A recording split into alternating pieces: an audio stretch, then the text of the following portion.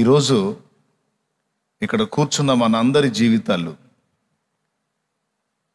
శ్రమల చేత, సైతాను చేత, మనుషుల చేత నానా రకాలుగా ఇబ్బంది పెట్టబడి, మోసపుచ్చబడి, నలిగిపోయిన పరిస్థితుల్లోకి వెళ్ళిపోయాం. మనం అనుకుంటాం నలిపి మొత్తం కాళ్ళ కింద వేసి తొక్కితే ఇంకా అది ఎప్పటికీ బాగుపడదు అని. కానీ ఒక మనిషిగా నాకు తెలుసు దాన్ని ఎలా బాగు చేయాలో. ఏది అంతవరకు నలిపిన వాటి వరకు. శత్రువు చేతిలో నిలువెల్లా నలిగిపోయిన మన బ్రతుకుల్ని ఎలా బాగు చేసుకోవాలో మనకు తెలియదు, కానీ ఏం చేసి బాగు చేయాలో మనం నమ్మిన వానికి తెలుసు.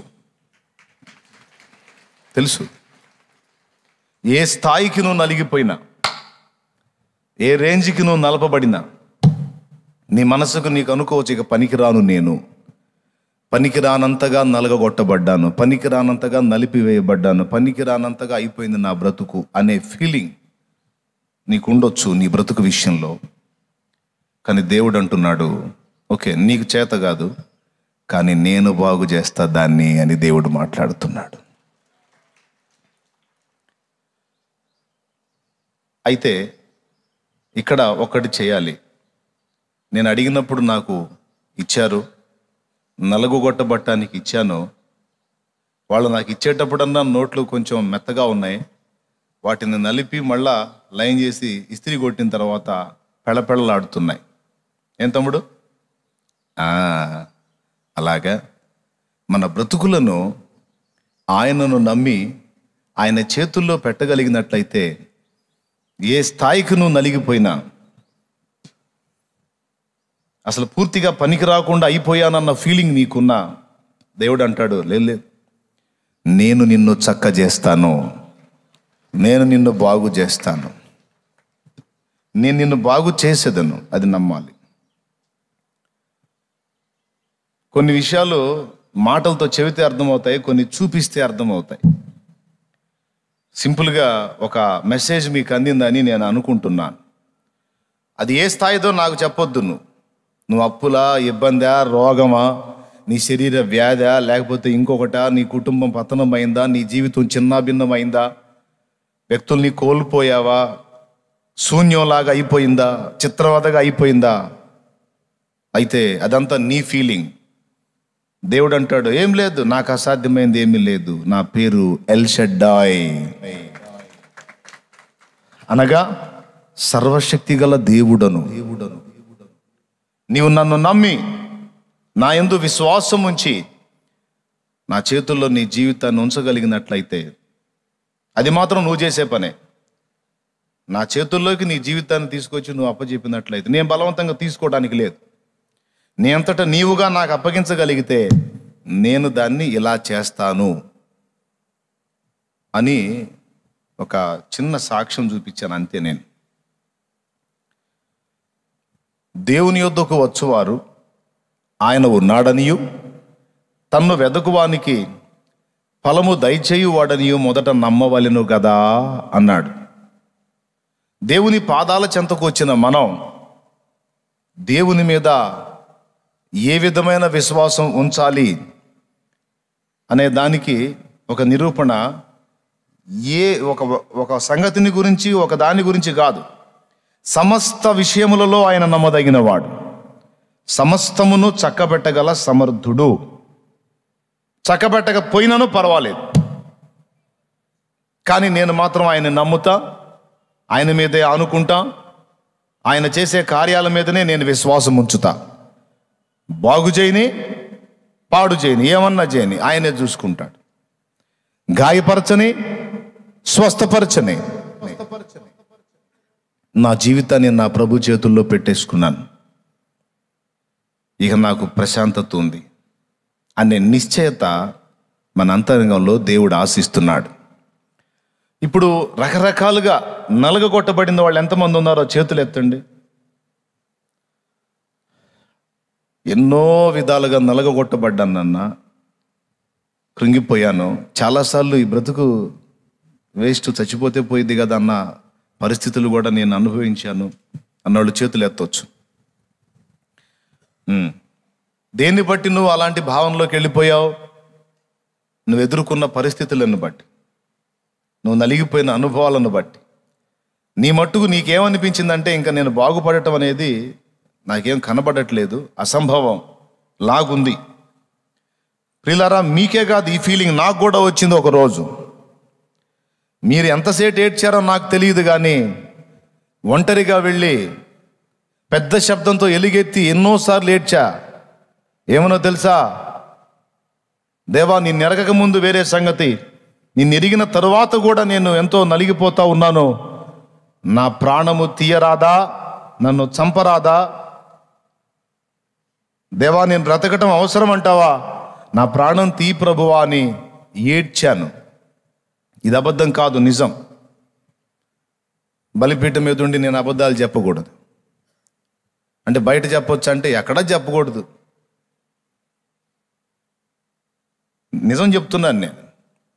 నేను ఎదుర్కొన్న పరిస్థితులకి, నా హృదయంలో ఉన్న బాధలకి నాకు నేను అట్లా ఏడ్చాను. ఏమని? నా ప్రాణం తీసుకోమని. నా అంతటా నేను చస్తే నరకాగ్నికి వెళ్ళాలి, తీర్పులోకి రావాలి. కాబట్టి నువ్వే నా ప్రాణం తీసుకో, నాకు ఈ బ్రతుకు ఇష్టం లేదు ప్రభువా అని ఏడ్చాను.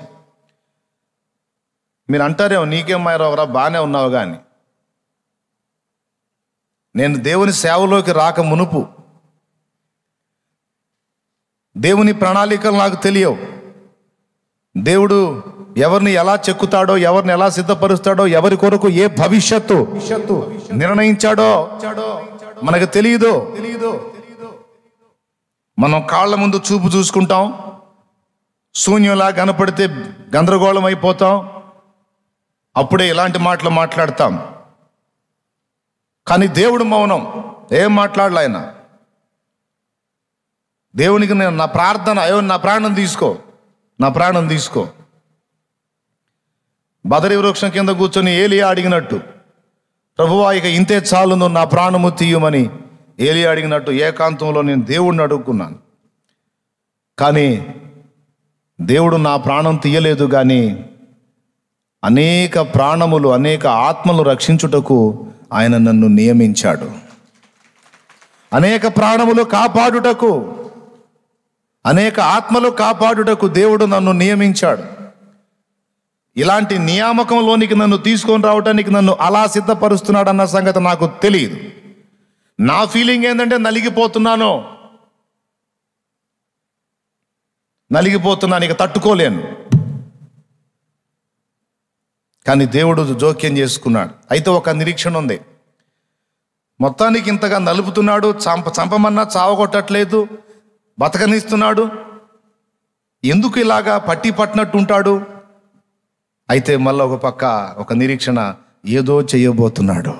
హల్లెలూయా, హల్లెలూయా. ఏదో చేయబోతున్నాడు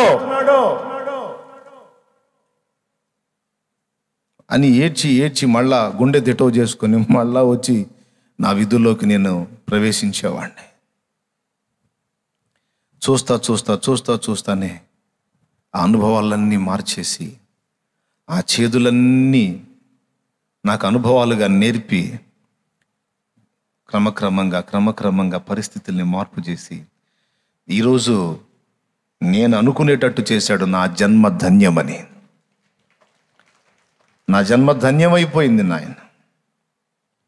ఏదో పాటలో కూడా పాడుకున్నట్టున్నాను. యేసయ్య నీ ప్రేమ మాధుర్యము రుచి జూచి నా జన్మయే ధన్యము.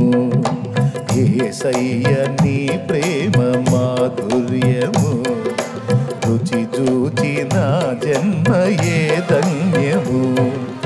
ఆత్మీయుడా నీ అనురాగము, మహనీయుడా నీ మమకారము.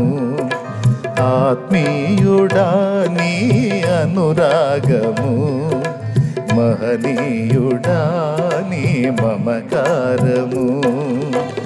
కొలువగలేనిది కొలతకురానిది యేసయ్య నీ ప్రేమ మాధుర్యము, రుచి చూచి నా జన్మయే ధన్యము. యేసయ్య నీ ప్రేమ మాధుర్యము, రుచి చూచి నా జన్మయే ధన్యము.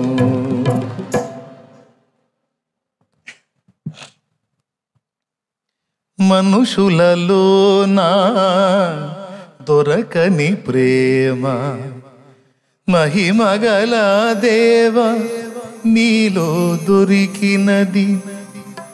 మనుషులలోనా దొరకని ప్రేమ, మహిమగల దేవ నీలో దొరికినది. మనసున రేగే ఆవేదనంతా నీ పాదముల చెంతే తొలగిపోయినది. మనసున రేగే ఆవేదనంతా నీ పాదముల చెంతే తొలగిపోయినది. యేసయ్య నీ ప్రేమ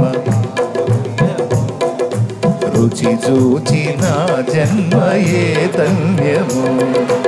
యేసయ్య నీ ప్రేమ మాధుర్యము, రుచి చూచి నా జన్మయే ధన్యము.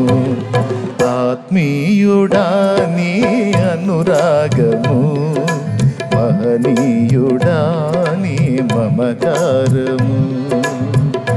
దేవునికి మహిమ.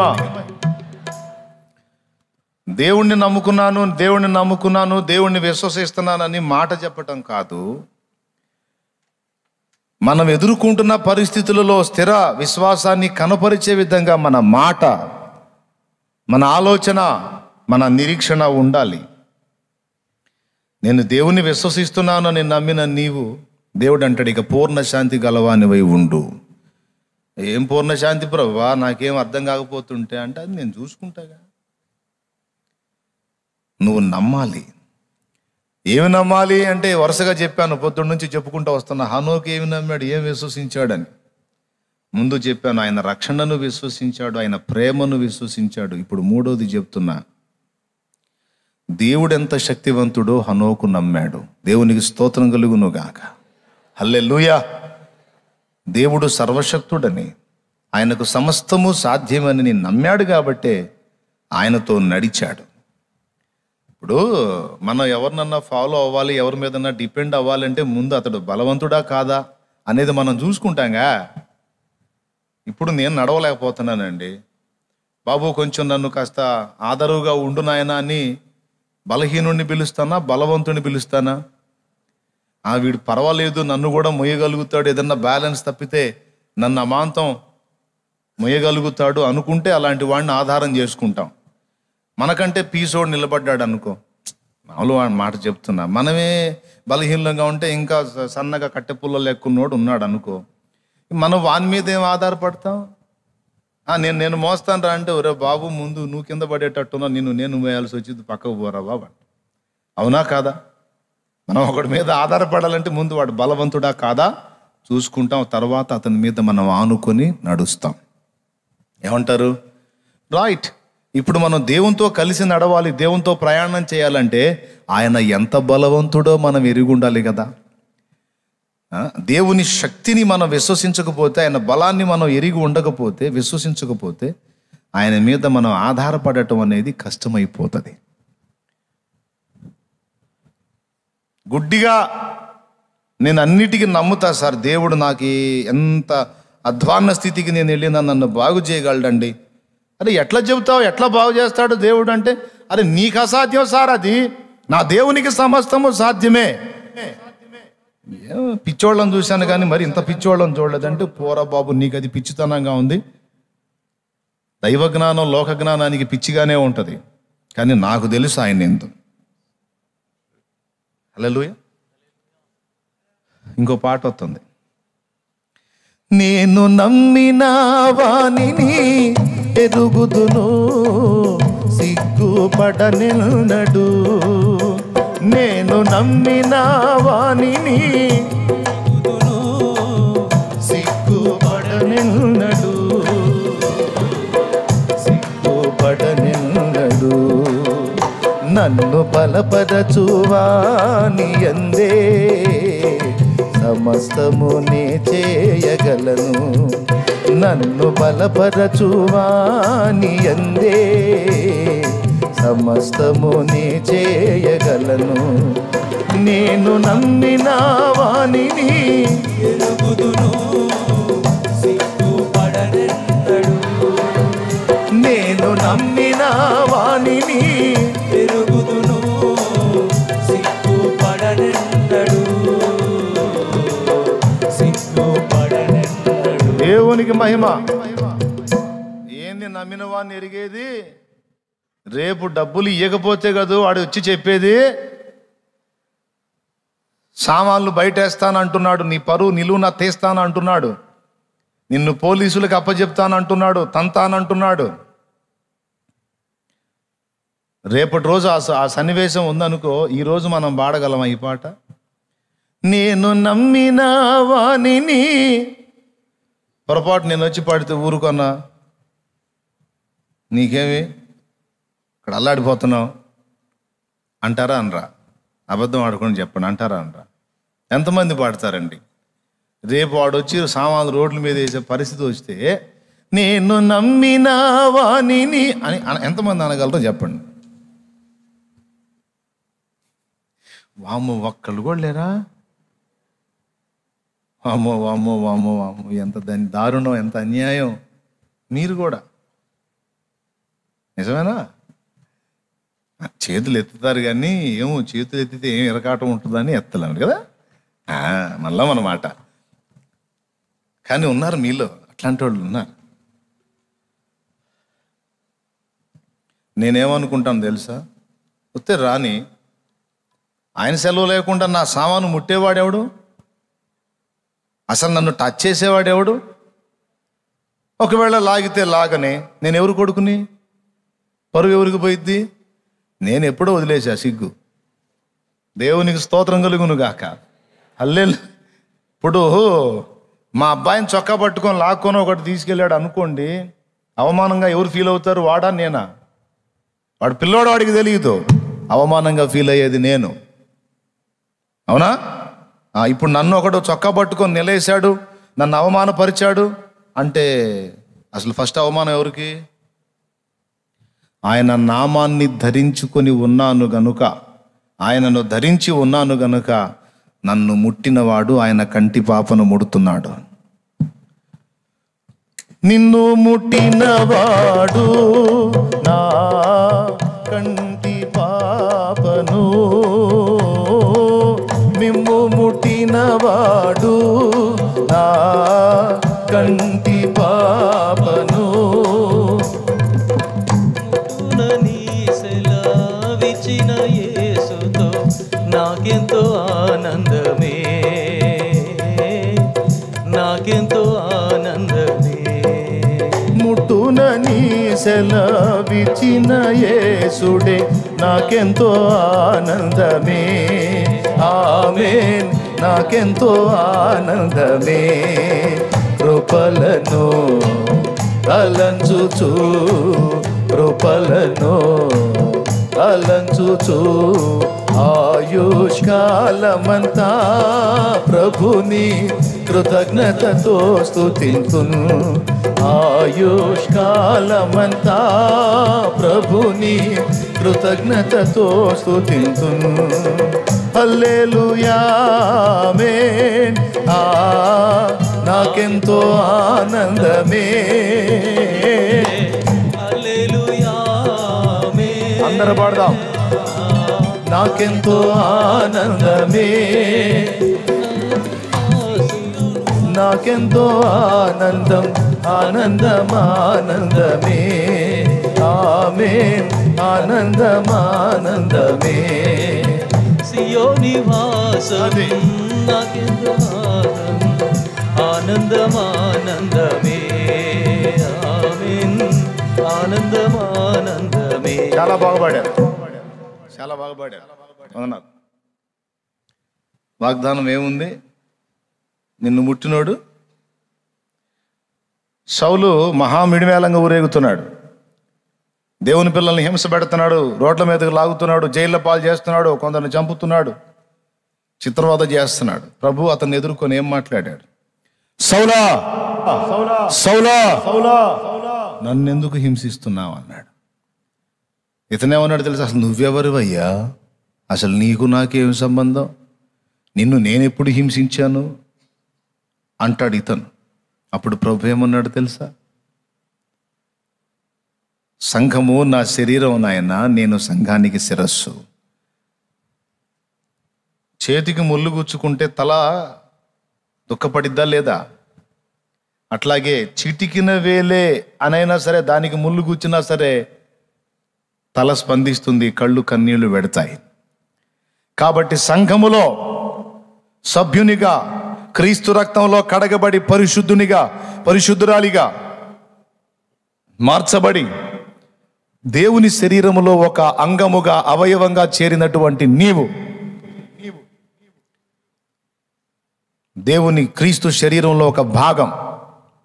నీకు నొప్పి తగిలిందంటే, నీకేదన్నా గాయం అయిందంటే స్పందించేది అసలు నువ్వు కాదు. వేలు ఎప్పుడన్నా ఏడిసిందా? కాలుకు ముళ్ళు కూర్చుకుంది, కాలు ఎప్పుడన్నా ఏడిసిందా? చూసారా మీరు? ఎప్పుడన్నా కాలు ఫీల్ అయిందా? చేతికి దెబ్బ తాకింది, చెయ్యి ఎప్పుడన్నా ఏడిసిందా? ఆహా. ఈ శరీరంలో ఎక్కడ దెబ్బ తాకినా, చిటికిన వేలు గోరు లేచినా సరే తల స్పందిస్తుంది, కళ్ళు స్పందిస్తాయి. ఇప్పుడు తల ఎవరు? క్రీస్తు, శిరస్సు క్రీస్తు, ఇక సర్వ శరీరము సంఘము. కాబట్టి సంఘములో ఉన్న ఒక వ్యక్తికి అవమానం కలిగితే దానికి శిరస్సు స్పందిస్తుంది. సంఘములో ఒక వ్యక్తికి హింస కలిగితే దానికి శిరస్సే స్పందిస్తుంది. చూసే కళ్ళు, మాట్లాడే నోరు రెండు తలకే ఉన్నాయి. కాబట్టి ఆయనే దుఃఖపడతాడు, ఆయనే మాట్లాడతాడు. దుఃఖపడ్డాడు. సౌలా, నన్నెందుకురా బాబు హింసిస్తున్నావు? నువ్వెవరువయ్యా అసలు అంటే, నా పిల్లలు నాలో భాగంరా, వాళ్ళకి అంత గీతబడ్డా నాకు నొప్పి కలిగిద్ది. ఇది నిజం. వాళ్ళకంత ఇబ్బంది కలిగిన నాకు నొప్పి కలిగిద్ది. నా పిల్లల వేదన నా దుఃఖానికి కారణమవుతుంది. వాళ్ళని హింసిస్తే వాళ్ళకేముండదు, నేను ఆ హింసను అనుభవించేది, ఆ బాధను వ్యక్తం చేసేది నేను. జాగ్రత్త, మునికోలలకు ఎదురు తందుట నీకు కష్టం. నువ్వు అనుకుంటున్నావేమో అంటే దిగిపోయింది దెబ్బకి నిష. దిగిపోయి ఆయన శరీరం అనే సంఘాన్ని హింసించేవాడు సంఘంలో ఒక అంగం అయిపోయాడు, ప్రధాన అంగం అయిపోయాడు. దేవునికి స్తోత్రం కలుగును గాక. చెప్పగట్టిగా. దేవునితో మనతో ఆయనకున్న అనుబంధాన్ని మనం మర్చిపోకూడదు. అంత తేలిక కాదు. నిన్ను రోడ్డుకు లాగటం, నిన్ను అవమానపరచడం, నిన్ను చంపటం, నిన్ను చిత్రహింసలు చేయటం అంత తేలిక కాదు. దానికి లెక్క ఉంది. ముందు అక్కడి నుంచి రావాలా, లేకపోతే ఆ చేయాలనుకున్న డొక్క పగిలిపోద్ది. బ్లంట్గా చెప్పాలంటే ఎందుకు? ఎవరిది జోక్యం? ఆయనది. దేవునికి స్తోత్రం. హల్లెలూయా. ఇది నమ్మాలి మనం. ఇలా నేను ప్రభువుతో అనుసంధానం అయిపోయాను, నా జీవం ఆయనలో దాచబడింది. ఇప్పుడు నాకు నొప్పి కలిగితే ముందు బాధపడేది ఆయన. ఇది మనం గుర్తించినట్లయితే ధైర్యం, ప్రశాంతత ఉంటుంది. రేపు సమస్య అయినా సరే ఈరోజు హాయిగా పేతురులాగా నిద్రపోవచ్చు. తెల్లవారితే శిక్ష. ఎక్కడే ఏం కత్తితో చంపిస్తాడో, ఇంకో రకంగా చంపిస్తాడో తెలియదు. అపోస్తల కార్యం 12లో ఈయన మాత్రం 4 చతుష్టయముల సైన్యము మధ్యలో పండుకొని గురకబెట్టి నిద్రపోతాడు. మరీ దారుణం ఏంటంటే, దోతొచ్చి ఆయన లేపి గేట్లు ఓపెన్ చేసి బయటికి తీసుకెళ్ళి ఒక బజారు కూడా దాటించి వదిలిపెట్టినా కూడా అబ్బా ఏం కల వస్తుంది అనుకుంటున్నాడు. ఆ రేంజ్లో నిద్రపోయాడు. ఎంత హాస్యమో చూడండి. దోతొచ్చి ఆయన్ని లేపి తీసుకెళ్ళి ఆ గేట్లు ఓపెన్ చేసి ఒక గవిని దాటించి వదిలిపెడితే అబ్బా భలే కల వచ్చిందే, కలగంటనానని ఫీల్ అవుతున్నాడు. అంటే ఒక రేంజ్లో నిద్రపోయాడు. నాకు అర్థం కాదు, తెల్లవారితే వాడు చంపే అవకాశం ఉంది, ఈయనకి నిద్ర అట్టబట్టింది. అదే పేతురు నమ్మిక, పేతురు విశ్వాసం. ఏంటో తెలుసా? ఆయన అనుమతి లేకుండా నన్ను ముట్టేది ఎవడు? కూర్చొని రేపొద్దున నీకేం శిక్ష విధిస్తారో ఏమో సీమోను పేతురు, నీకు మూడినట్టు ఉంది అంటే పోరా, నిద్ర వస్తుంది, మీరు పక్కకు కూర్చొని పండుకుంటా. అసలు నువ్వు మనిషి జన్మ ఎత్తావా? భయం లేదా? భయం లేదా? అరే రేపు ఏం జరిగిద్దో తెలియదు, నీ చుట్టూ ఉన్న మేము టెన్షన్ పడి వస్తుంటే నీకు నిద్ర అట్ట వస్తుంది. ఆ నిద్రపోక మీలాగా అవిశ్వాసం అనుకున్నాయంటే. నేను నమ్మిన వానిని ఎరుగుదును, భయము పడనెన్నడు. నేను నమ్మిన వానిని భయము పడనెన్నడు, భయము పడనెన్నడు. నన్ను బలపరచువాని యందే సమస్తము నే చేయగలను. పాడు, నోరు తెరిచి పాడని కాస్త. సమస్తము నే చేయగలను, నేను నమ్మిన వానిని ఎరుగుదును, సిగ్గుపడనెన్నడు. నేను నమ్మిన వానిని ఎరుగుదును, సిగ్గుపడనెన్నడు, సిగ్గుపడనెన్నడు. దేవునికి మహిమ. ఎంతమందికి ధైర్యం ఉంది ఇప్పుడు? చేతులు ఎత్తండి. ఇందాక నలిగిపోయామన్నారుగా, లేదన్నా ఎంత నలిగినా నాకేం భయం లేదు, నేను ఆయన మీద ఆధారపడ్డాను, ధైర్యం ఉంది నాకు అన్నోళ్ళు చేయొత్తండి. చేయొత్తండి అంటే నాకు ఒకటి గుర్తొచ్చింది. ఓ పెద్ద జలపాతం ఉందట, నయాగరా జలపాతం తెలుసా? జలపాతం ఒకటి.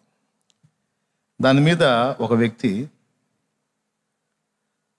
ఈ ప్రక్క నుంచి ఆ ప్రక్కకి ఒక పెద్ద తాడు కట్టాడంట. తాడు ఆ ఒడ్డుకి ఈ ఒడ్డుకి, ఆ జలపాతం మీద తాడు కట్టి అటుప్రక్క ఊళ్ళల్లో ఇటుప్రక్క ఊళ్ళల్లో అది ప్రకటింపబడింది. తాడెందుకు కట్టాడో తెలుసా? ఆ తాడు మీద నేను జలపాతం ఆ ప్రక్క నుండి ఈ ప్రక్కకి నడుస్తా. అది ఒక అద్భుతమైన విన్యాసం చేయబోతున్నా అనేది ప్రచారం జరిగింది. ఫుల్లుగా ఆ ప్రక్కోళ్ళు ఈ ప్రక్కోళ్ళు జనాలు వచ్చారు. ఆయన చెప్పిన టైం ప్రకారం లైన్లోకి వచ్చేసాడు. ఇక నేను నడవబోతున్నాను అంటే అందరూ ఈలలు గోలలు చేస్తారుగా, ఏదో వాళ్ళకి తగ్గది హడావిడి వాళ్ళు చేశారు. ఈ మనోడు ఇక నడక మొదలు పెట్టాడు. అలాగా తాడు మీద నడుచుకుంటూ నడుచుకుంటూ అడుగులు అడుగేసుకుంటూ జాగ్రత్తగా బ్యాలెన్స్గా, ఏమాత్రం అడుగు జారిందా కాళ్ళ క్రింద కొన్ని లక్షల క్యూసెక్కుల నీరు ప్రవహిస్తుంది. శవం ఏడ దొరికిద్దో కూడా అంతు తెలియదు. ప్రచండ వేగంతో ప్రవహిస్తుంది, ప్లస్ లక్షల క్యూసెక్కుల నీరు ప్రవహిస్తుంది. దాని మీద ఇప్పుడు తాడు కట్టుకొని మనోడు నడక మొదలు పెట్టాడు. కొంచెం దూరం నడిచిన తర్వాత అట్లా ఇట్లా అన్నప్పుడు పడతాడు ఏం లేదు, ఉత్కంఠ. నడిచేవాడు ఫ్రీగా నడుస్తున్నాడు, చూసేవాళ్ళు మాత్రం ఊపిరి బిగబట్టుకొని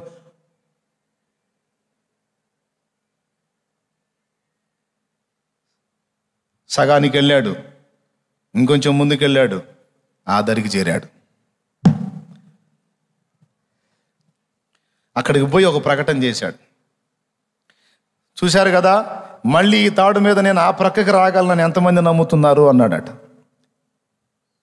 ఇందాక మీరు ఎత్తినట్టు అందరూ చేతులు ఎత్తారు. ఇక రెండో రౌండ్ ఇంకా ఫ్రీగా వచ్చేసాడు. ఆ ప్రక్కకు వచ్చాడు, మళ్ళీ అడిగాడు, నేను మళ్ళీ ఆ ప్రక్కకి వెళ్ళగలనని ఎంతమంది నమ్ముతున్నారు అని అందరూ చేతులు ఎత్తారు. రైట్. నా భుజాల మీద ఒకడిని ఎక్కించుకొని కూడా నేను దీని మీద నడవగలని ఎంతమంది నమ్ముతున్నారు అన్నాడు.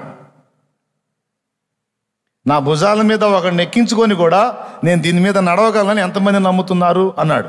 అందరూ చేతులు ఎత్తారో, నీ పంతనం అర్థమైపోయింది, నడుస్తావు నువ్వు అని అందరూ చేతులు ఎత్తారు. చేతులు ఎత్తినాక అన్నాడు, మీలో ఒకడు వచ్చి ఎక్కండి అన్నాడు.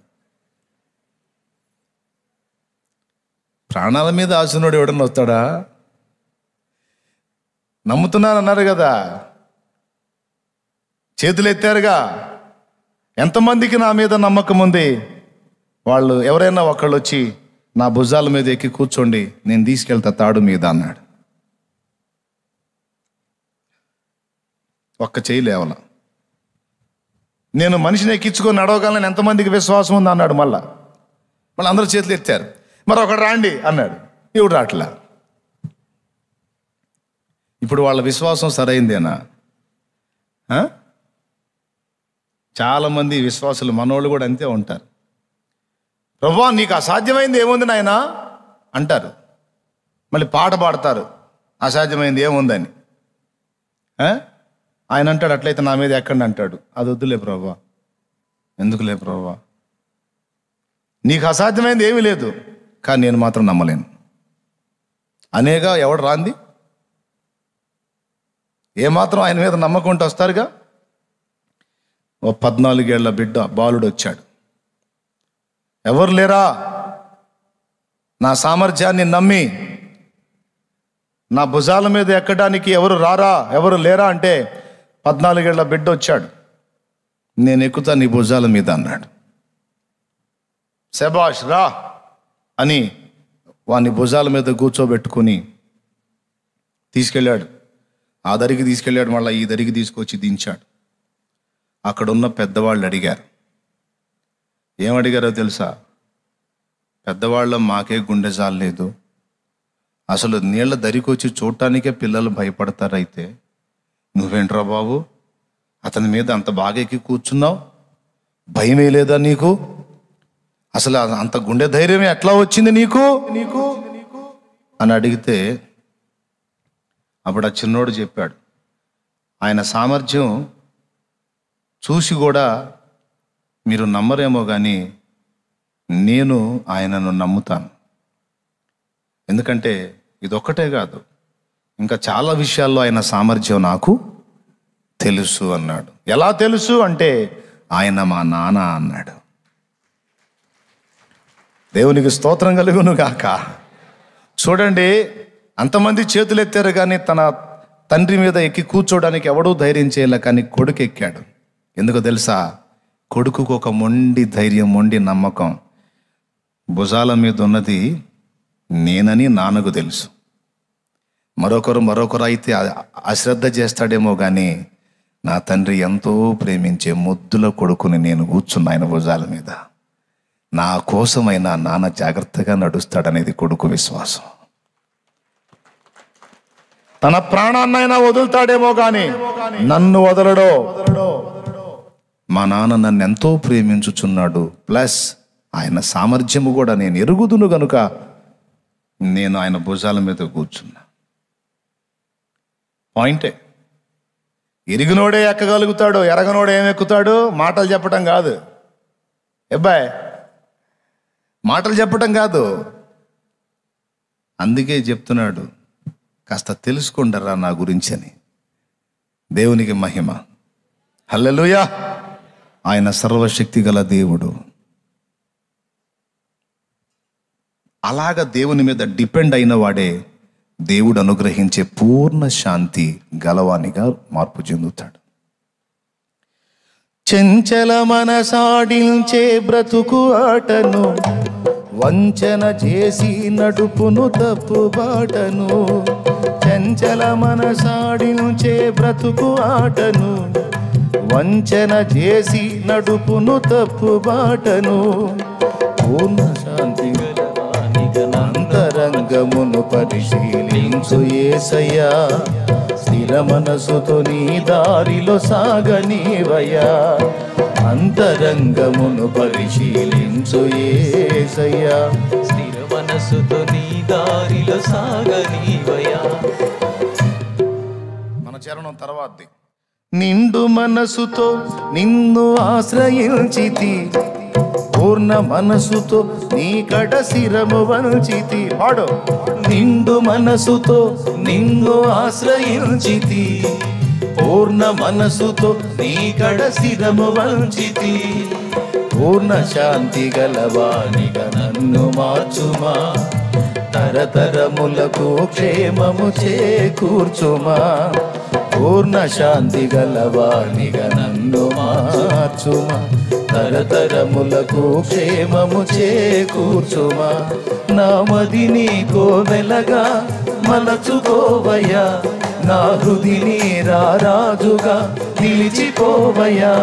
నా మదిని కోవెలగా మలచుకోవయ్యా. నా హృదిని రారాజుగా నిలిచిపోవయ్యా. మనసున్న మంచి దేవా, నీ మనసు నాకిచ్చావా. మనసు మలినమైన నాకై మనిషిగా దిగి వచ్చావా. మనసున్న మంచి దేవా.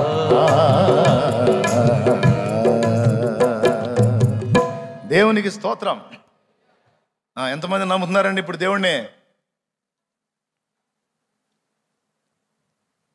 నువ్వు చేతులు ఎత్తవేంది, నువ్వు నమ్మవా? మరి చేయొద్దు. నేనైతే 2 చేతులు ఎత్తి నమ్ముతాను దేవుడు. ఎప్పుడో నమ్మి ఆయన మీద ఆనుకొని ఇన్ని సంవత్సరాలు ప్రయాణం చేశా. మరి ఇంకెవరి మీద ఆనుకుందును? మరి ఇంకెవరు నమ్మదగిన వారు?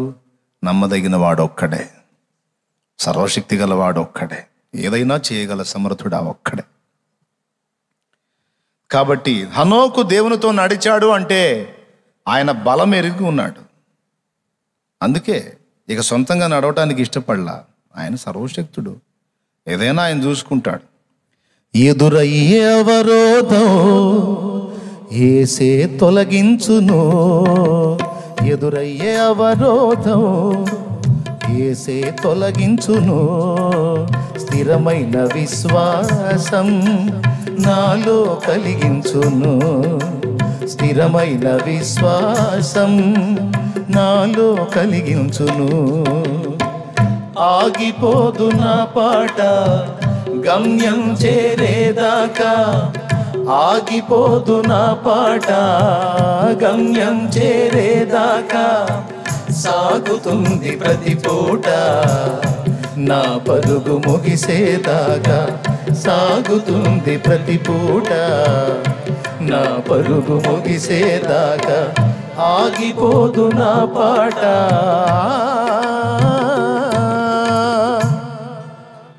భలే పాట. మీకందరికీ ఆదరణ, ధైర్యం. ఇది ఎరుగున్నాడు కాబట్టి హనోకు దేవునితో నడిచాడు. లాస్ట్ మాట చెప్పేసి ముగిస్తా. దేవుడిచ్చు రక్షణను నమ్మాలి, దేవుని ప్రేమను సంశయించకూడదు, నమ్మాలి. దైవ శక్తిని కూడా నమ్మాలి. నీకు అసాధ్యంగా కనిపించవచ్చు, చిటికలో చేసి పడేస్తాడు. అంతసేపు నలిపాడు మనోడు, కాళ్ళ కిందేసి నలిపినంతసేపు పట్టిందా బాగు చేయటం? పట్టలా, దానికంటే తక్కువ సమయంలో బాగుపడిపోయింది. అలాగే సంవత్సరాలుగా నువ్వు నలిగినటువంటి ఆ వేదనంతా మళ్ళా గుర్తు చేసుకున్న గుర్తుదానంత అద్భుతమైన అనుభవాల్లోకి దేవుడు నిన్ను తీసుకెళ్ళగలడని నీవు నమ్మాలి. అర్థమైందా? నమ్మి ఇక ఏ నరుని మీద అనుకోకూడదు, పాస్టర్ మీద కూడా అనుకోకూడదు. ఎవరి మీద అనుకోవాలి? ఆయన మీదే. Okay, right. 4వ విషయం, నిన్ను నడిపించే ఆయన మహాజ్ఞాని అని నమ్మాలి. ఏమిటి? మీకు బైబిల్లో ఒక వచనం ఉంది, చెప్తా, తీసి చూపించాలి త్వరగా. దేవుని వెర్రితనము మనుషుల జ్ఞానము కంటే జ్ఞానము గలది. తొందరగా కొరింథీ పత్రికలో నేను 3 అంకెలు లెక్క పెడతా. 1, 2,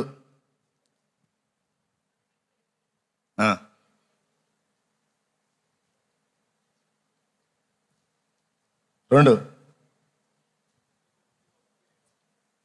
1, 20, 1:25 చదువు.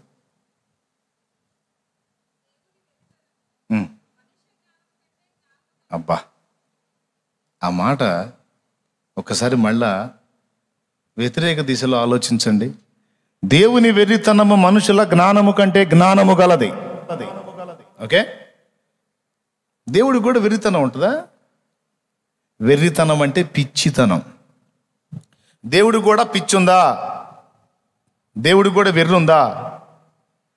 కానీ భక్తుడు అంటాడు, ఒకవేళ ఉంటే గింటే, దేవునికి కూడా ఒకవేళ పిచ్చి ఉంటే, దేవునికి కూడా వెర్రితనం ఉంటే, ఆ వెర్రితనం మనుషుల జ్ఞానం కంటే కూడా జ్ఞానము గలది అన్నాడు. దేవునికి ఒకవేళ వెర్రితనం ఉంటే, ఆ వెర్రితనం కూడా నీ జ్ఞానానికి మించిన జ్ఞానమయ్యా అంటాడు. వాస్తవంగా దేవునికి వెర్రితనం లేదు, పిచ్చితనం లేదు.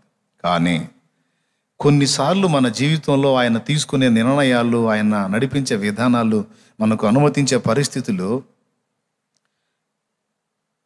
మన మట్టుకు మనకు కొన్నిసార్లు అంతే అనిపిస్తుంది, దేవుడు ఎందుకు ఇలా చేస్తున్నాడు అని. ఆ మాటకు అర్థం ఏంది? దేవుడు ఎందుకు ఇలా చేస్తున్నాడు అంటే పిచ్చి పనులు చేస్తున్నాడు అనేగా. నీ డైలాగ్ అర్థమైంది అసలు. దేవుడు ఎందుకు ఇలా చేస్తున్నాడు, ఎందుకు ఇట్లా చేస్తున్నాడు అంటే పిచ్చి పని అనేగా. ఓకే, నీకు పిచ్చి పనిలా కనపడ్డ దానిలో కూడా మహాజ్ఞానం దాగి ఉంది, అది గుర్తుపట్టు నువ్వు అంటాడు. ప్రపంచంలో ఎందుకు అసలు దేవుడు ఎట్టు వదిలేశాడు? దేవుడు ఈ గందరగోళం ఏంది అసలు? అంత పిచ్చి పిచ్చిగా ఉంది ఈ సృష్టి అంతా కూడా, అంత గందరగోళంగా ఉంది, వెర్రితనంగా ఉంది. అసలు ఆయన రావటం ఏంది, భూమి మీదకి వచ్చి ఆయన ప్రాణం పెట్టడం ఏంది, వెర్రితనం. దేవుని చేష్టలు కొంతమందికి పిచ్చితనంలా కనపడతాయి. ఆయన రావటం ఏంది, ఆయన దెబ్బలు తింటం ఏంది, ఆయన మానవాకరులో రావటం ఏంది, ఆయన ఉమ్ములు సహించటం ఏంది, ఆయన సిలువను ఎక్కటం ఏంది, ఏంది ఇది పిచ్చిగోల? ఒరే ఒరే ఒరే ఒరే పిచ్చితనమా? ఆయన సిలువ కొంతమందికి వెర్రితనము ఉంది. ఆ మాట అక్కడే ఉంది, 1 కొరింథీలోనే 1వ అధ్యాయంలోనే.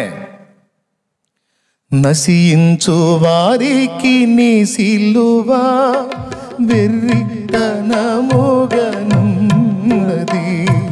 నశించు వారికి నీ సిలువ వెర్రితనముగనున్నది. రక్షింపబడుచున్న పాపికి దేవాని శక్తి అయి ఉన్నది. రక్షింపబడుచున్న పాపికి దేవాని శక్తి అయి ఉన్నది. నీ రక్తమే నన్ను శుద్ధీకరించు, నీ రక్తమే నా బాలము. సిలువ వెర్రితనం కొంతమందికి. సిలువ వెర్రితనం అని మీరు అనుకుంటున్నారుగా, ఆ వెర్రితనాన్నే ఉపయోగించి అనేక మందిని రక్షించుకున్నట దేవుని చిత్తమై ఉన్నది. దేవుడు చేసే కార్యాలు కొన్నిసార్లు మనకు అర్థం కావు, పిచ్చి పనుల్లాగా ఉంటాయి. దీనికి పక్కాగా సూటబుల్ అయ్యే ఒక ఎగ్జాంపుల్ చాలా కాలం క్రితం చెప్పా. ఒక దైవజనుడు చెప్పగా విన్నాను నేను. అది మంచి దైవజనుడు, పెద్దవాడు, ఆయన నోట నుండి నేను విన్నాను ఆ మాట, ఆ ఎగ్జాంపుల్. వాస్తవంగా అది చందమామ కథల పుస్తకంలోది. చందమామ, బొమ్మరిల్లు, బాలమిత్ర, మనం చిన్నప్పుడు కథల పుస్తకాల్లో వచ్చాయి, గుర్తుందా? అలాంటి కథల పుస్తకాల్లో ఒక కథ వినడానికి బాగుంటుంది. చెప్పేదా? ముందే చెప్పా కథ అని. కొంతమంది నేను ఎగ్జాంపుల్ చెబితే అందులో లాజిక్లు దేవులాడతారు. సోది మైండ్లు అన్నమాట. ఎగ్జాంపుల్లో పులి మాట్లాడిద్ది, పిల్లి మాట్లాడిద్ది, ఎలుక మాట్లాడిద్ది, ఏవైనా మాట్లాడతాయి. కవి మాట్లాడిస్తాడు, ఎలుక ఎట్ట మాట్లాడిద్ది అని పిచ్చి లాజిక్లు దిగకూడదు, చెప్పింది వినాల. అందులో ఉన్న విషయం ఏందో పట్టుకోవాలి, కానీ చెప్పే ఎగ్జాంపుల్స్లో లాజిక్లు దిగులాడకూడదు. ఒకళ్ళు ఉంటారన్నమాట ఆఫ్ మైండ్ వాళ్ళు. అట్లాంటి వాళ్ళు ఎవరన్నా ఉంటే ఇప్పుడు గుర్తుపెట్టుకోండి. ఓకే, వినండి. టైం అయిపోయినట్టుంది, ఈసారి చెప్తాలే. ప్రార్థన చేసుకుందాం మరిగా. చెప్పేదా? చెప్తా. రాజు అరణ్యంలో ప్రయాణమే వెళ్తున్నాడు. కొంచెం దూరం వెళ్ళిన తర్వాత వేటరందిలో పడి దారి తప్పాడు. పొయ్యి అడవి, పెద్ద మహా అడవి అది. అడవిలో దారి తప్పితే ఇక వాడు ఇంటికి చేరతాడన్నది నమ్మకాలు తక్కువ. ఈ మధ్య కాలంలో కూడా అడవిలో గుప్త నిధులు ఉన్నాయని పాపం 2-3 పోయారు గుప్త నిధులు. ఆ గుప్త నిధుల సంగతి ఏమో కానీ వీళ్ళు అడవిలో దారి తప్పి నీళ్లు లేక తిరిగి 3 రోజులకి అక్కడొకడు చచ్చిపోయారు. చివరికి వాళ్ళు ఎవరో ఒకటి జాడాన్ని పట్టుకొని ఒక శవం దొరికి దాన్ని బట్టి మిగిలినవి కూడా దేవులాడారు. అడవిలో దారి తప్పితే ఇంకంతే ఇల్లు చేరు. ఈ రాజు దారి తప్పి వెళ్ళిపోయాడు. పోతా ఉన్నాడు. రాజు కాబట్టి భయపడలేదు, ధైర్యంగా వెళ్తా బాగా నట్ట అడవిలోకి వెళ్ళిపోయాడు. ఇక జనసంచారం కానీ ఇక ఏది కూడా ఉండని ప్రమాదకరమైనటువంటి ప్రదేశం అన్నమాట. ఆ ప్రదేశంలోకి వెళ్ళిపోతే అక్కడ ఒక అందమైన కొలను కనపడుతుంది. అందమైన కొలను అంటే సరస్సు అంటే తెలుసుగా, చిన్న కోనేరు. అది చిన్నది కాదు, ఒక రకంగా ఉంది. ఆ కోనేటి దగ్గర రాజు జీవితకాలంలో చూడలేనటువంటి ఒక అద్భుతమైన సౌందర్యవంతురాలైన దేవకన్య అక్కడ నిలిచి ఉంది. అసలు ఆమె సౌందర్యం చూసి ముగ్ధుడై పరవశుడైపోయాడు మహారాజు. దారి తప్పాను, ఇల్లు ఎట్ట చేరాలన్న ఆలోచన మర్చిపోయి ఆమె సౌందర్యాన్ని అలాగనే చూస్తూ కొంత సమయం గడిపేసి ఇక ఉండబట్టలేక ఆమె ఎదుటికి వెళ్ళాడు. ఆమె అడిగింది, ఎవరు నువ్వు, ఎందుకు వచ్చావు? నేను ఫలానా రాజ్యపు మహారాజును, దారి తప్పాను, ఇక్కడికి వచ్చాను, నిన్ను చూశాను, ఇక నేను ఇంకా ఎటు చూడలేకపోతున్నాను అన్నాడు. అంటే ఏమిటంది? నిన్ను అమితంగా ప్రేమిస్తున్నాను అన్నాడు. కురూపి దగ్గరికి పోయి ఎవడు చెప్పాడు ఆ మాట? ఇప్పుడు లోకంలో కూడా కొంతమంది అమ్మాయిలు అబ్బాయి ప్రేమిస్తున్నాడు అంటే నేనంటే అతనికి చాలా ఇష్టం అంటది. దేన్ని బట్ట తెలుసా? సొగసు జూచి, వద్దులే టైం లేదు, అవునా? సౌందర్యవంతురాలైతే వాడు ఐ లవ్ యూ అంటాడు. కురూపి దగ్గరికి పోయి అంటాడు ఎవడన్నా? అలా అనేవాడు యథార్థవంతుడు. అట్టంటోడు ఉంటే దండేసి దండం పెడతాను నేను. దేవునికి స్తోత్రం, హల్లెలూయా. భయంకరమైన మనిషి దగ్గరికి పోయి ఐ లవ్ యూ అనేవాడు ఎవడైనా ఉంటే దండేసి దండం పెట్టాలి. మనుషుల్లో ఎవరు లేరు, ప్రభు అయిన యేసు ఉన్నాడు. కురూపినైనా వికారినైనా హక్కున చేర్చును యేసయ్య ప్రేమ. కురూపినైనా వికారినైనా హక్కున చేర్చును యేసయ్య ప్రేమ. ప్రేమంటే ప్రేమ, యేసయ్య ప్రేమ, లోకాన దొరకనిదా ప్రేమ. జ్ఞానాని కందని తండ్రి ప్రేమ. Praise the lord. ఆ అమ్మగారి సౌందర్యం మనోడికి బాగా నచ్చింది, కళ్ళు తిప్పుకోలేకపోతున్నాడు. ఇక చెప్పేశాడు మనసులో మాట, నేను నిన్ను ప్రాణం కంటే ఎక్కువగా ప్రేమిస్తున్నాను, ఇక నీవు నా భార్యవు కావాలన్నాడు. ఒరే బాబు, నువ్వే మానవుడివి, నేనేమో దేవలోకం నుండి వచ్చాను, అసలు మన ఇద్దరికి పెళ్ళేమిటి, అసలు కుదరదాను. లేదు ఎట్లన్నా కానీ నేను నిన్ను మ్యారేజ్ చేసుకోవాల్సిందే, గాంధర్వ వివాహం చేసుకుంటాను అన్నాడు. గాంధర్వ వివాహం అంటే అప్పుడప్పుడు ఏం లేదు, జస్ట్ ఉంగరం తీసి ఆమె చేతికి పెడతాడు, పెళ్ళి అయిపోయింది. దుష్యంతుడు శకుంతలని గాంధర్వ వివాహమే చేసుకున్నాడు. చేసుకొని భరతుడిని అన్నాడు. ఆ భరతుడి పేరు మీద వచ్చింది భారతదేశం అని మన చరిత్రలో మనవాళ్ళు చెబుతారు కథలో. సరేలే, ఇప్పుడు దాని సంగతి పక్కన పెడదాం. ఈమెని బలవంతం పెట్టాడు. ఒకటే మాట, నువ్వు 2 చెయ్యి, నన్ను పెళ్ళన్నా చేసుకో, లేకపోతే నన్ను ఇక్కడే నీ చేతులతో చంపేసేయమని.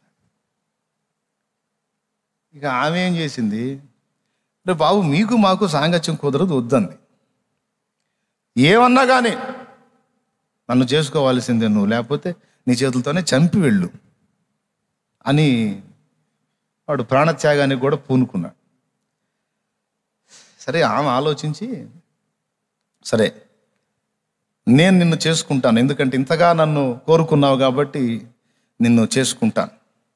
అయితే ఒక్క షరతు. చెప్పు అన్నాడు. నేను నిన్ను చేసుకుంటాను, నీతో పాటు రాజ్యానికి వస్తాను. నేను ఏమి చేసినా ఇది నువ్వు ఎందుకు చేశావు అని నువ్వు అడగకూడదు. అడిగిన మరుక్షణం నేను వెళ్ళిపోతాను అంది. ఇలా ఎందుకు చేశావు, ఇది ఎందుకు చేశావు అనే ప్రశ్న నీ నోటి నుండి వస్తే నేను నిన్ను ఆ క్షణాన్ని వెళ్ళిపోతానని. మనోడి ఫీలింగ్ ఏంటంటే, నేను అంటే కదా నువ్వు పోయేది, నువ్వు ఏమన్నా చెయ్యి, చచ్చిపోతానికి ఇష్టపడతా, కానీ నువ్వు మాత్రం నాకు రాణివి కావాల్సిందే అని మంకు పట్టు పెట్టాడు. సరే, ఆమె గాంధర్వ వివాహానికి ఒప్పుకుంది, భార్య అయిపోయింది. ఇక చిన్నగా వెళ్ళాడు, తీసుకొని రాజ్యానికి వెళ్ళాడు. దారి ఆమె చూపించింది. వెళ్ళాడు. మహారాణిని రాజ్యంలో తీసుకొస్తుంటే రాజ్య పౌరులంతా విస్తుపోయి చూస్తున్నారు. ఇప్పట్లో ఆల్రెడీ ఒక భార్య ఉంటే ఇంకొక ఆమెను తీసుకెళ్తే సంతోషంగా చేర్చుకోవటం కాదు, పోలీసులకు చెప్పి జాయింట్లు తీపిస్తారు.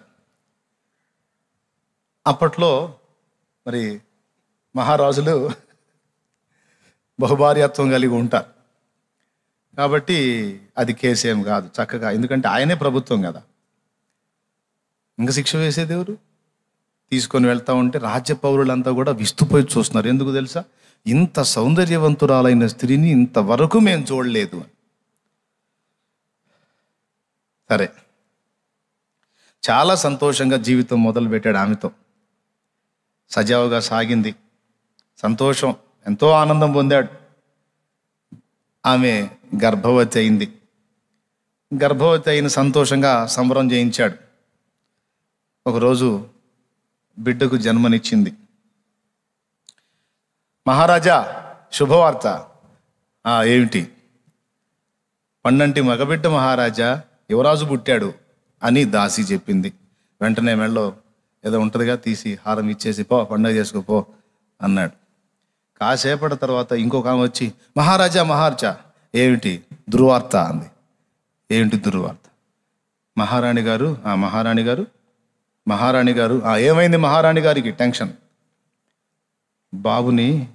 బాబుని చంపేసింది మహారాజా. చంపేసిందా? యువరాజు పుట్టాడని సంతోషపడితే చంపేసిందా అనుకొని లోపలికి వెళ్ళి చూస్తే పుట్టిన బిడ్డ చనిపోయింది. బాధేసింది ఇక మనోడికి. ఈ మనిషి రాక్షస, బిడ్డను చంపేసింది ఏంటి, పిచ్చిది అని. అయినా ఆమె మీద అతనికి వ్యామోహం తీరలా. ఇంకా ఆమె భార్యగా కావాలనుకున్నాడు. అందుకని అడగబోయాడు. గుర్తొచ్చింది, నువ్వు ఎందుకు చేశావు అంటే మాత్రం ఇంకంతే సంగతులు అంది కదా. ఇక అడగబోయేసరికి గుర్తొచ్చింది. మా అప్పతే పోయాడు అనుకున్నాడు. సరే, వాడిని తీసి వైనం చేశారు. మళ్ళా కొద్ది కాలానికి మళ్ళా ఆమె గర్భవతి అయింది. మళ్ళా ఒక బిడ్డకు జన్మనిచ్చింది. సంతోషంతో మళ్ళా కబురు వచ్చింది, మహారాజా శుభవార్త. ఏమిటి? మహారాణి గారు పండంటి మగబిడ్డకు జన్మనిచ్చింది. ఆహా, సంతోషం. కాసేపటికి మళ్ళా దుర్వార్త. మహారాజా, మహారాణి బిడ్డను చంపేసింది. ఎందుకు చేస్తుంది? మనిషా దెయ్యమా? అసలు ఏం అర్థం కావట్లేదు. కష్టపడి నెలలు నిండు మోసి బిడ్డను కని చంపేస్తుంది మూర్ఖురాలు. ఇది మనిషా దయ్యమా అని డౌటు. కానీ కాదు, ప్రత్యేకమైన వ్యక్తే, మనిషే. ఓకే. ఇంకా వ్యామోహం తీరలా. అడుగుదాం అనిపించింది, ఎందుకు చేస్తున్నావు ఈ పిచ్చి పనులు అందాం అనిపించింది. అంటే పోయిద్దిగా. లేదు ఇంకా ఉండాల. ఒక్కొక్కడికి అంతే. ఒక పక్క దరిద్ర పనులతో నాశనం అవుతున్నా సిగ్గురాదు, కొనసాగిస్తానే ఉంటారు. దేవునికి స్తోత్రం చెప్పండి మీరు. సరే, చేసేది ఏముందని బాధపడ్డాడు, వదిలేశాడు. ఓ రోజు పొరుగు రాజ్యపు రాజు చచ్చిపోయాడు. చనిపోతే మరి ఇరుగు పొరుగు రాజ్యాల రాజులు వెళ్ళి సంతాపాన్ని ప్రకటిస్తారు కదా. మనోడు ఈ మహారాణిని తీసుకున్నాడు. ఎవరిని? ఈ సౌందర్య రాశిని తీసుకొని రథం మీద ఎక్కించుకొని తీసుకెళ్ళాడు. అక్కడ వాతావరణం అంతా కూడా దుఃఖ సహితంగా ఉంది. అక్కడ రాజు చచ్చిపోయాడు. పాపం మహారాణి, అతని భార్య అతని మీద పడి మహారోదన, చాలా దుఃఖపడుతుంది. ఆమె ఏడుస్తూ ఆమె పలుకుతున్న మాటలు అక్కడ ఉన్న వాళ్ళంతా విని కన్నీరు మున్నీరు అవుతున్నారు. ఈ భార్యాభర్తలు కూడా వెళ్ళారు అక్కడికి, ఈ రాజు రాణి కూడా. పాపం ఈ రాజు కూడా కన్నీళ్ళు వస్తున్నాయి ఆమె దుఃఖం చూసి.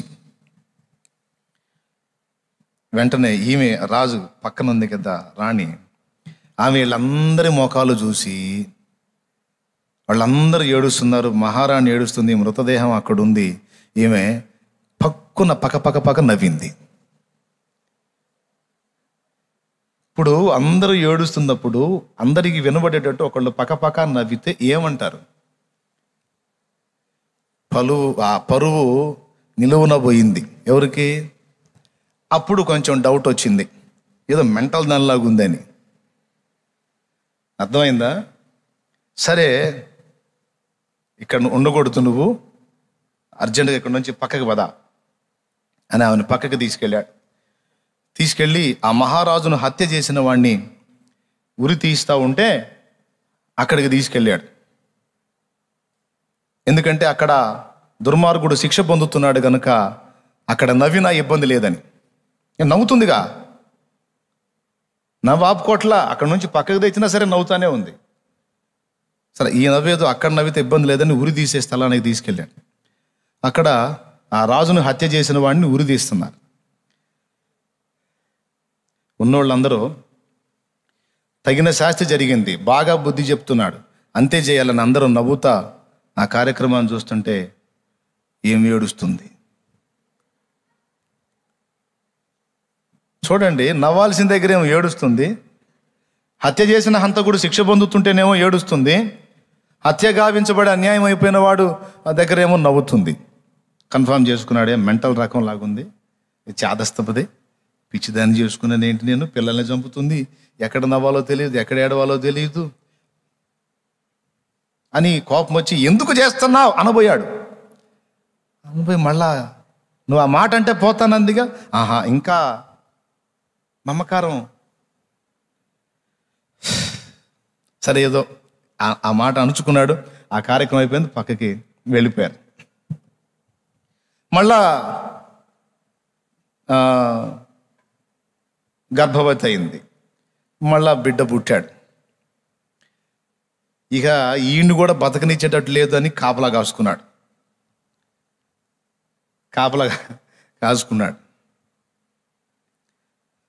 పగటి వేళ కన్నది, నైట్ వాడిని తీసుకొని వెళ్తుంది, బయటికి వెళ్తుంది. ఇద్దరినేమో అక్కడే చంపింది, ఒకడినేమో బయటికి తీసుకెళ్తుంది. ఆగు అన్నాడు. ఏమిటంది? ఏంది నువ్వు చేస్తుంది అన్నాడు. నేను అన్న మాట గుర్తుందా అంది. ఉంది, తెలుసు, నువ్వు పోతావు, పోతే పోయావు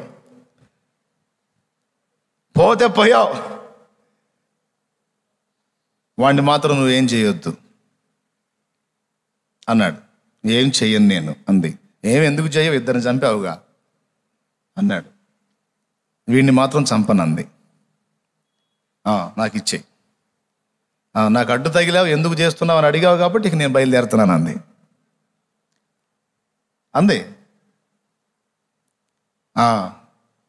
వెళ్ళు, అయితే ఒక మాట, ఎటుగుడి వెళ్తున్నావు కనుక అసలు నువ్వు అట్లా ఎందుకు చేసావో చెప్పెళ్ళు అన్నాడు. నువ్వు అట్లా ఎందుకు ప్రవర్తించావో, అట్లా ఎందుకు చేసావో కొంచెం చెప్పెళ్ళు అన్నాడు. అప్పుడు ఆమె చెప్పింది, మేము దేవలోకంలో ఉంటాం, మీరు నరలోకంలో ఉంటారు. మీకు ప్రస్తుతం గతం మాత్రమే తెలుసు, గతం తెలుసు జరిగిపోయింది కనుక, ప్రస్తుతం తెలుసు జరుగుతుంది కనుక, కానీ భవిష్యత్తు తెలియదు మీకు. మాకు దేవుని దగ్గర నుండి అదనపు శక్తి ఉంటుంది కనుక మాకు గతం తెలుసు, ప్రస్తుతం తెలుసు, భవిష్యత్తు కూడా మాకు తెలిసిపోయిద్ది, మాకు అర్థమైద్ది. మీకేమో తెలియదు. మొదటి బిడ్డని ఎందుకు చంపాను అంటే, నువ్వు నాకు భర్తవి, ఒక పతివ్రతగా నీ ప్రాణాన్ని కాపాడాల్సిన బాధ్యత నాకుంది. వీడు పెరిగి పెద్దవాడై నిన్ను హత్య చేస్తాడు. వీడు పెరిగి పెద్దవాడై నిన్ను హత్య చేస్తాడు, రాజ్యం కోసం దుర్మార్గుడు అవుతాడు. అందుకే వానికన్నా కూడా నాకు నువ్వు ముఖ్యం గనుక వాణ్ణి ఆ పసిప్రాయంలోనే చిదిమేశాను, అంటే నీకు కీడు కలగకుండాన్నట్లు. మరి రెండో వాడిని ఎందుకు చంపావు? వాడు శత్రువులతో చేతులు కలిపి వాడు కూడా అలాంటి క్రమంలోనే నీతో పాటు రాజ్యాన్ని కూడా ఎఫెక్ట్ చేసే అవకాశం ఉంది వాడు. అది నేను ఎరిగి వాడిని కూడా మొగ్గ దశలోనే చిదిమేశాను. మరి సరే కానీ అక్కడ మహారాజు చనిపోయిన దగ్గర మరి పక్కపక్క నవ్వావుగా, మరి అదెందుకు చేశావు అంటే అప్పుడు చెప్పింది, అక్కడ ఆ రాజు శవం మీద పడి ఏడుస్తున్న మహారాణి నటన చూసి ఆశ్చర్యం అనిపించి నవ్వాలే అంది. నటన ఏమిటి అన్నాడు. ఆమె అక్కడ శవం మీద పడి ఏడుస్తూ అంతమందిని ఏడిపించింది చూడు, ఎంత అద్భుతమైన నటనో అని నాకు ఆశ్చర్యం వేసి నవ్వొచ్చింది. ఆమె ఏడుస్తున్నందుకు సగం, ఆమె ఏడుపు చూసి నిజమని నమ్మి జనమంతా ఏడుస్తున్నారు చూడు, వాళ్ళ ఏడుపులు చూసి నాకు చాలా హాస్యం అనిపించి నవ్వాను. ఏం మాట్లాడుతున్నావు అంటే అప్పుడు చెప్పింది, అసలు ఆ రాజు చావుకి కారణం మరెవరో కాదు, ఆ మహారాణే. వాడిని చంపిందే ఆమె. అది మీకు తెలియదుగా, మరుగున ఏం జరిగిందో మీకు తెలియదుగా, కళ్ళ ముందు కనపడ్డది మీరు నమ్ముతారు. మీరు అసలు వాస్తవం నాకు తెలుసు కనుక నేను నవ్వాను. మరి ఉరి తీసేటప్పుడు వాడిని చూసి ఎందుకు ఏడ్చావు అని అడిగాడు.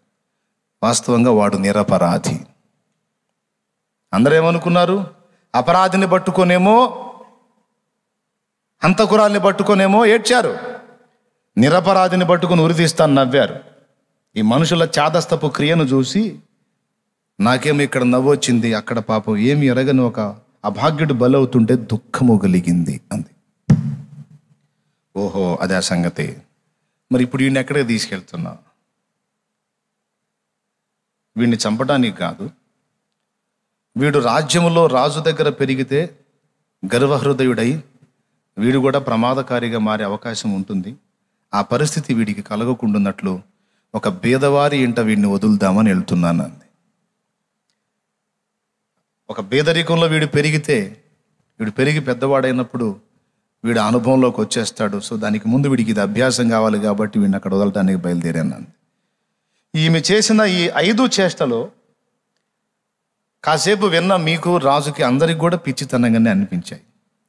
కానీ ఆమె విషయం చెప్పినప్పుడు అరే అనిపించింది. తర్వాత ఇక మీరు ఇందులో లాజిక్లు దేవులాడొద్దు, మళ్ళీ ముందే చెప్పాను అట్లెందుకు ఇట్లెందుకు అని. జస్ట్ మీకు ఒక కథ చెప్పాను అంతే. మళ్ళీ చెబుతున్నా, ఒక కథ చెప్పాను. ఈ కథను ఎందుకు చెప్పానంటే కొన్నిసార్లు మన జీవితంలో దేవుడు జరిగించే క్రియలు ఇలానే ఉంటాయి. అర్థమైతే స్తోత్రం చెప్పు ప్రభువుకి. అర్థమైందా?